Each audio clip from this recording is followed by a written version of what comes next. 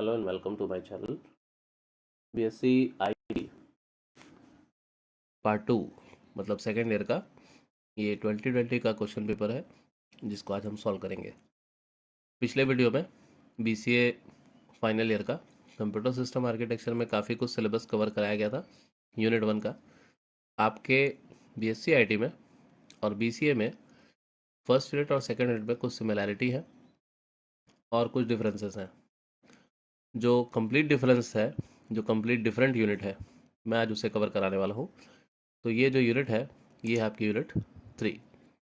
तो इस यूनिट से आज हम लोग क्वेश्चन देखेंगे और इनका सॉल्यूशन कैसे लिखना है वो हम देखेंगे। जैसे कि पहला क्वेश्चन है, what is TTL, describe NAND circuit in TTL family. तो चलिए शुरू करते हैं।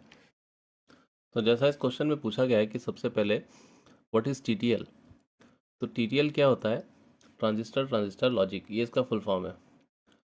इसको बनाया गया था 1960 में और जब से इसको बनाया गया है तो सबसे ज़्यादा इसी का इस्तेमाल किया जा रहा है। अकॉर्डिंग टू कंप्यूटर जनरेशन, जैसा कि हम जानते हैं कि सबसे पहले वॉल ट्यूब्स आए, फिर ट्रांजिस्टर्स आए, और ट्रांजिस्टर्स आने के बाद में जो क्रांति आई है आपके कंप्यूटर के जनरेशन्स में, वो बहुत ही ज़्यादा सराहनीय है, कमेंडेबल है। तो एक्चुअल में टीटीएल जो सर्किट होती है, ट्रांजिस्टर लॉजिक, ये एक तरीके का बाइपोलर जंक्शन ट्रांजिस्टर्स, जिसको शॉर्ट में बीजेटी बोला जाता है, इसका यूज़ करता है और इसको हम प्राइमरी स्विचिंग एलिमेंट की तरह यूज़ करते हैं। ये बिलोंग करता है डिजिटल लॉजिक सर्किट से।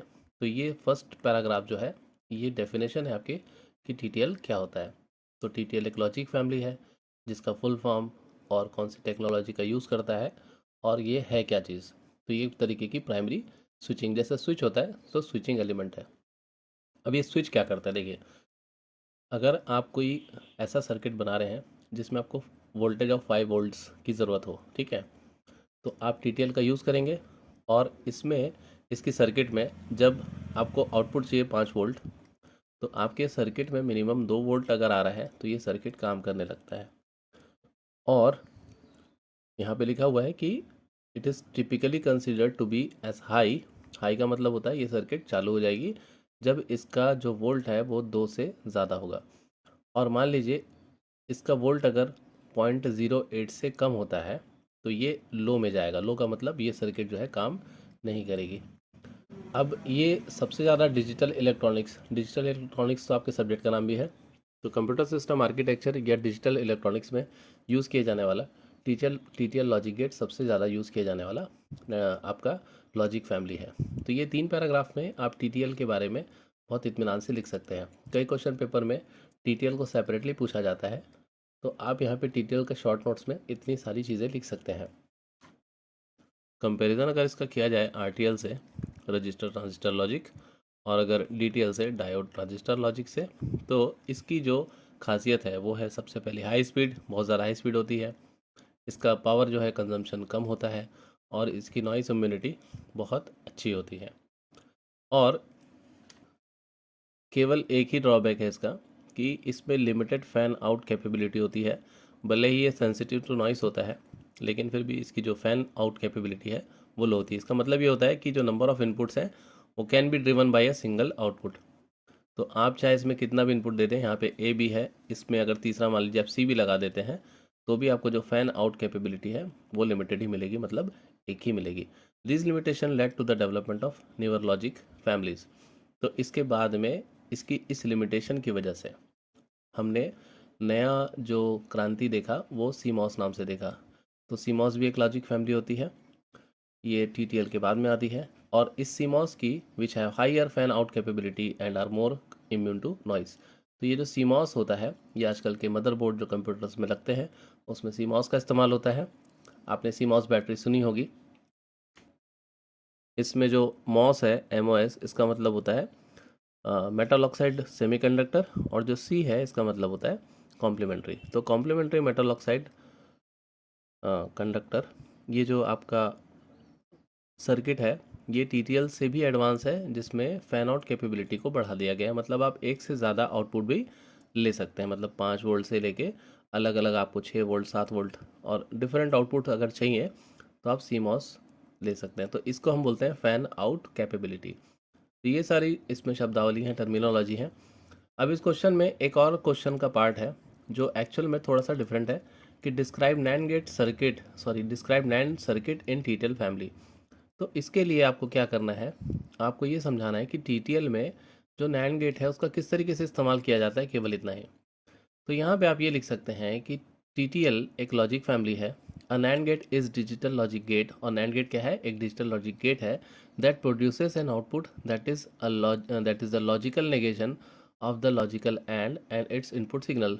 तो सबसे पहले तो आपको हर क्वेश्चन में जो टर्म पूछी है, जैसे नैंड गेट क्या होता है, टीटीएल क्या होता है, इसको आप पहले पहला पैराग्राफ में समझा दीजिए।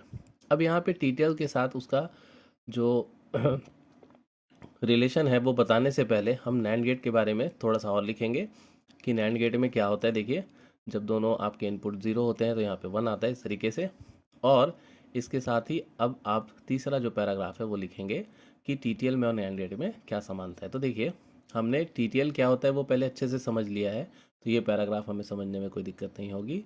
The TTL NAND gate is typically constructed using bipolar junction transistors BJT. तो उसी चीज़ को आपको दोबारा लिखना है कि एक्चुअली में जो टीटीएल सर्किट होती है वो नैंड गेट के द्वारा भी बनाई जा सकती है। The basic circuit consist of 2 or more transistors arrange in a specific configuration with their emitter and collector terminals connected in a way that forms a logical NAND gate. तो आप अगर टीटीएल के ट्रांजिस्टर्स को और जितने भी इसके ये रजिस्टर्स हैं, ट्रांजिस्टर्स हैं, इन सबको इस तरीके से जोड़ें कि ये नैंड गेट को फॉर्म करे, तो यहाँ पे आप इसको बोल सकते हैं कि ये नैंड सर्किट को बिल्टअप कर रहा है।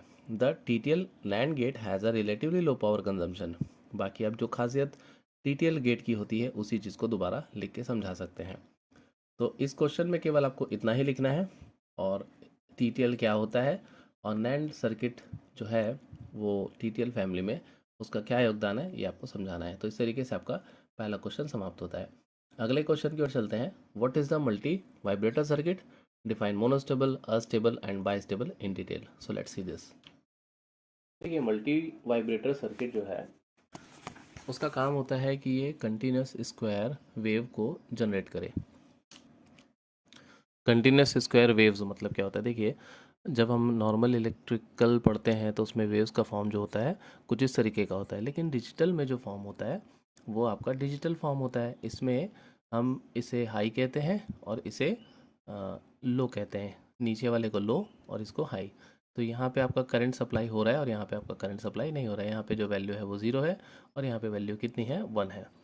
तो इस तरीके का पीरियोडिक वेव फॉर्म अगर ये बना रहा है तो इसे हम बोलेंगे कंटिन्यूस स्क्वायर वेव फॉर्म। तो ये काम होता है आपका मल्टी वाइब्रेटर सर्किट का। नाउ ये जो आपके 3 प्रकार के मल्टी वाइब्रेटर सर्किट हैं वो कौन कौन से हैं, उनका क्या क्या काम है। देखिए, सबसे पहला आपका monostable multi vibrator circuit. Mono का मतलब होता है एक, ठीक है, जैसे मोनोपली भी आपने सुना होगा, तो वैसे ही मोनोस्टेबल इसका काम होता है एक तरीके से एक जैसा आपको काम करना। So it is a type of electronic circuit that generate single output pulse. तो ये एक ही आउटपुट पल्स को जनरेट तो करेगा of fixed duration in response.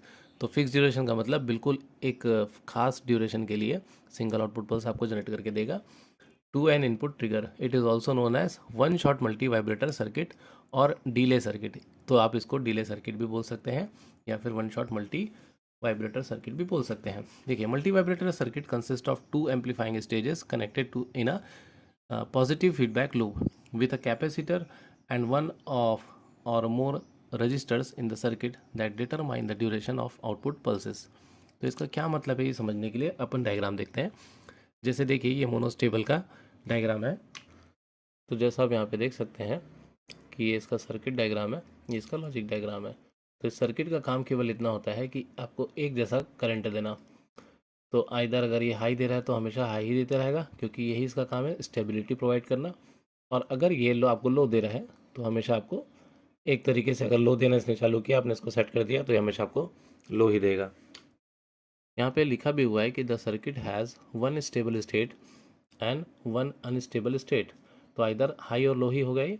तो ये when a trigger pulse is applied to the input, the circuit switches to the unstable state and generates a pulse at the output which returns the circuit to the stable state after a fixed period of time। तो ये एक खास समय के लिए इधर आपको एक स्टेबल या अनस्टेबल स्टेट को प्रोवाइड करता है, determined by the RC time constant of the circuit. यहाँ पे एक आरसी लगी होती है जिसके द्वारा आपको ये पता चलता है कि जो आरसी आपको दिखाई दे रहे हैं इसके द्वारा इसका स्टेबिलिटी आपको पता चलता है।